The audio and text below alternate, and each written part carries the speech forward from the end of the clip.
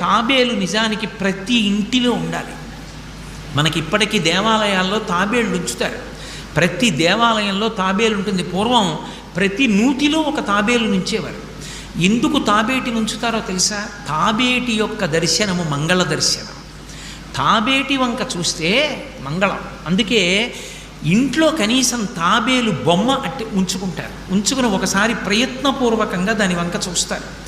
ఎందుకు తాబేలు ఇంట్లో ఉంచుకోవాలి అంటే దాంట్లో ఒక రహస్యం ఉంది. దీక్ష అని ఒక మాట. దీక్ష అన్న మాట దేనికి అన్వయం అవుతుంది అంటే యజ్ఞానికి అన్వయం అవుతుంది. యజ్ఞం చేసేటటువంటి వాడు దీక్ష స్వీకరిస్తాడు. దీక్షా స్వీకారం చేశాడు అంటే ఇంటి లోపలికి మళ్ళీ వెళ్ళరు. ఇక పూర్తయిన తర్వాతే ఇంట్లో కడతారు. ఇల్లు విడిచిపెట్టి బయటికి వచ్చేసి దీక్షావస్త్రాలు కట్టుకుని మేళతాళాలతో యాగశాల ప్రవేశం చేస్తారు. ఇక ఎప్పుడు మళ్ళీ ఇంటికి వెళ్ళడం?